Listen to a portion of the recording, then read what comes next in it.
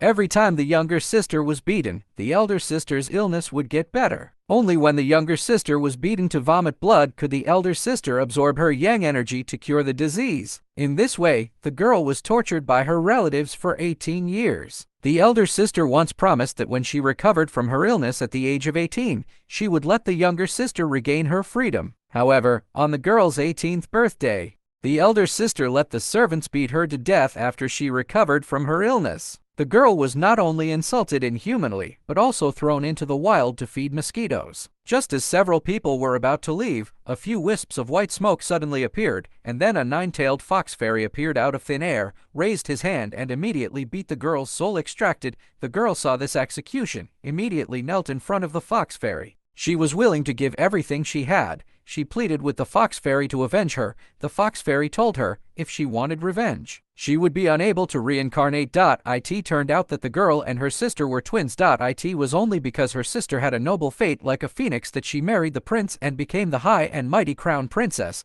but the girl herself was a star of misfortune. Her family regarded her fate as a plague and tortured her in every way. She also became a tool for her sister to prolong her life. The girl resolutely agreed to the fox fairy's request. The next second, the nine-tailed fox fairy really made her miraculously reborn. She returned to 7 days before her 18th birthday. This time, her sister believed she promised him solemnly that she would be free when she turned 18 and live a new life. The girl would never believe her sister's lies again. She decided to make good use of the remaining 7 days to completely change her fate. When it was night, the girl used the Chinkyu secret technique taught by the fox fairy to heal the scars on her face and the pain in her body. Then she sneaked into the prince's bathroom when no one was around. It was because the prince suffered from yang poison and her sister was weak. The two had been married for many years but never consummated their marriage. As a result, the prince suffered from yang poison every day. The girl had a yin body and her blood was the only medicine that could relieve yang poison. The prince finally couldn't resist the girl. The girl was tempted by the girl and bit her wrist immediately. At the critical moment, her sister arrived just in time. Fortunately, the girl was protected by the prince in time.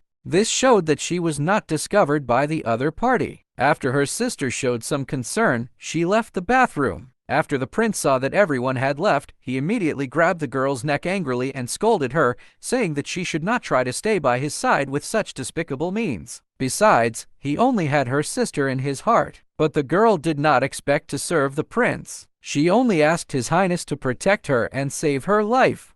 But the prince thought that the girl was the second daughter of the Bogong mansion. Her status was so noble. Who could hurt her? The girl then told her suffering.